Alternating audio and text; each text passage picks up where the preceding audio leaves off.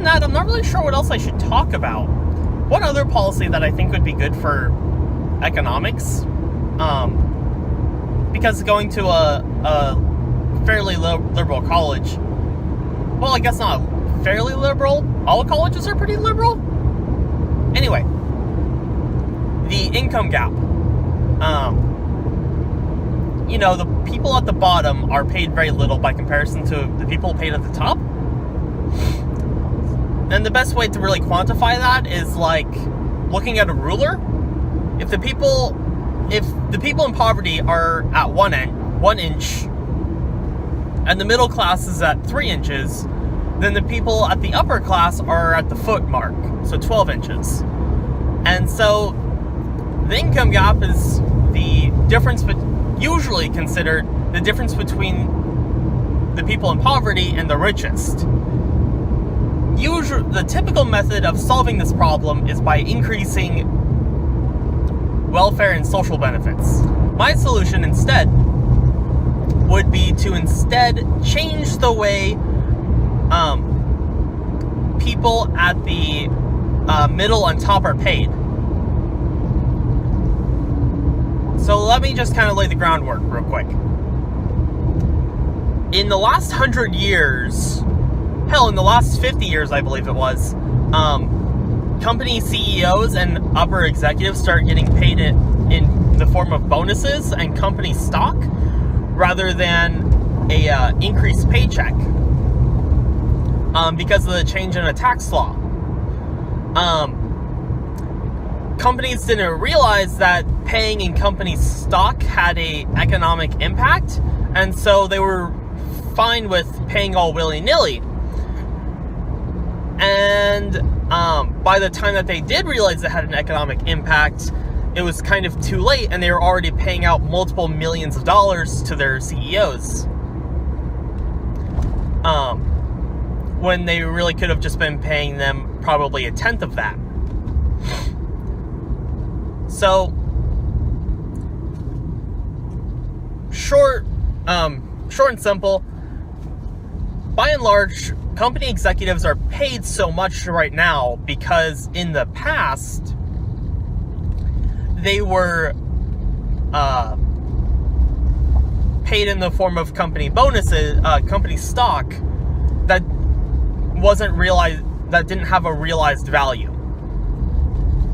And once it did become realized and it did become a countable resource, company CEOs were already getting paid that much, and it's really bad form to pay them less simply because you realize that you are paying them too much. Not many people would accept that on face value.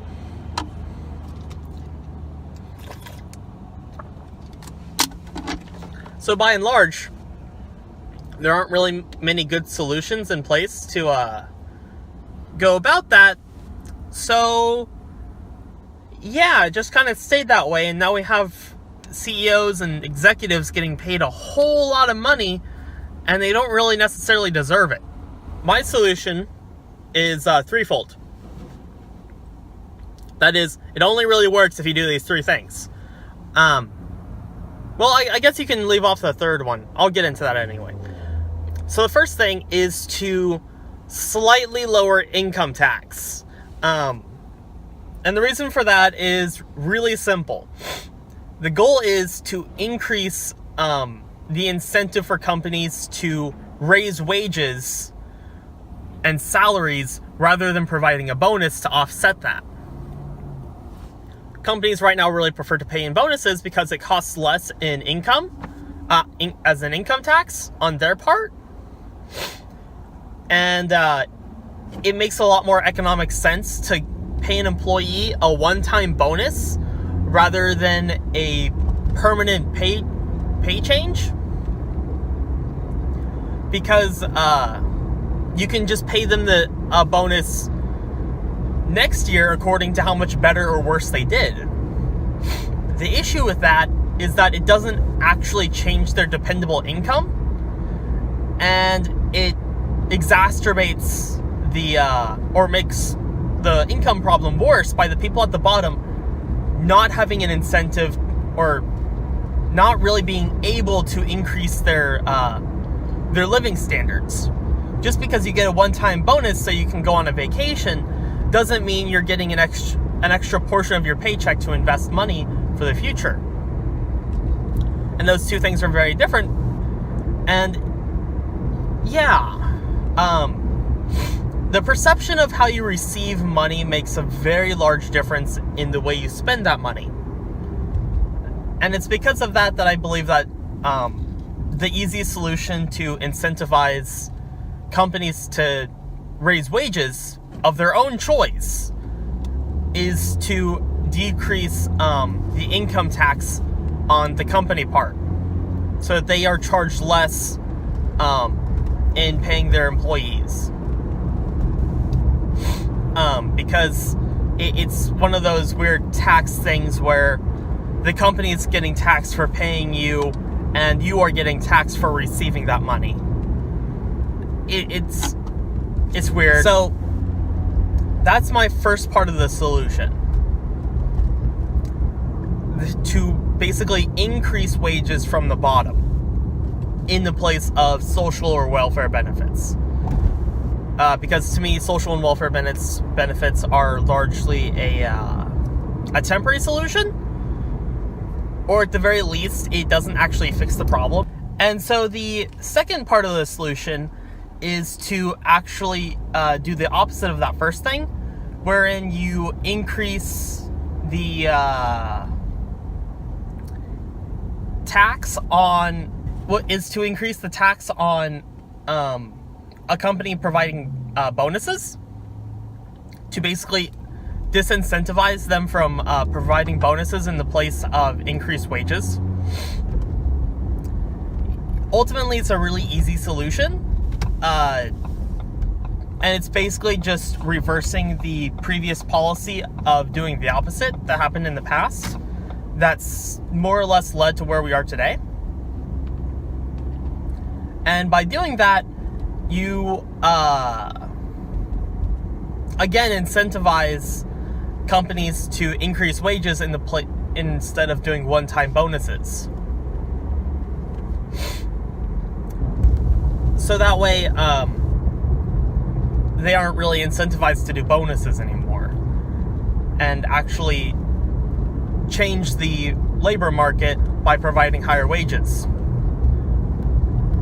Or at the very least, be more willing to provide raises rather than giving out bonuses or company paid, like a company account to spend for private use.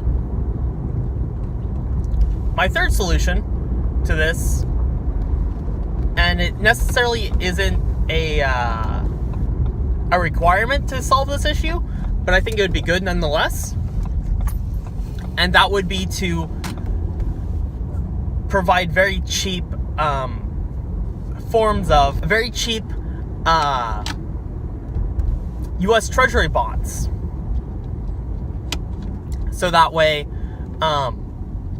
the companies can provide or can pay their employees in the U.S. Treasuries rather than in company stock. Firstly, because the economic result of doing such is far more countable, and it's a lot easier to immediately quantify such. Like a U.S. Treasury of $100 on a 5-year scale more or less means like $20 a year, and that's ultimately what the payment is. It's not much different from actually just paying in U.S. Treasuries. I mean, paying in the form of company stock, since one of the largest reasons why people were getting paid in company stock is because it incentivizes people to do better for the company as a whole. Because if the company does better, then the stock increases in value. Whereas something like a U.S. Treasury doesn't. And so that's what I mean by a U.S. Treasury having accountable value. It's base value will not change over time. So it's still like paying your employee a bonus, but it won't actually change in value. If anything, it will only return back to them based on the principal value and the time required, and blah, blah, blah, all the economic stuff.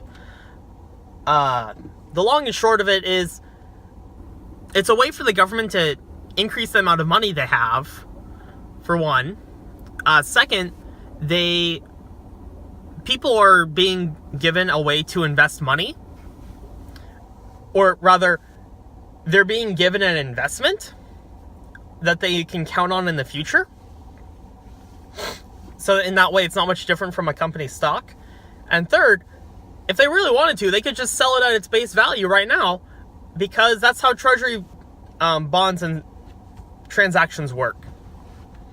To me, one of the biggest reasons why people are okay with being, or best understand being paid in company stock, is because they understand the concept behind a 401k and such. And so they can very easily put in place like, oh, if I'm being paid in this company stock, that means it's going in the stock market, and if I ever really need that money, I can just pull it out of it. So in that way, it's good, but I don't know. The only issue with that third thing is that I'm not sure if it's legal for the government to actually push the sale of US bonds like that. But I know the first two things are legal, and I really just would like to see the first two things being put in place.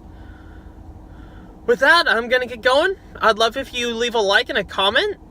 The comment can be about anything. I hope you have a fantastic day. I've got to go to work. Later.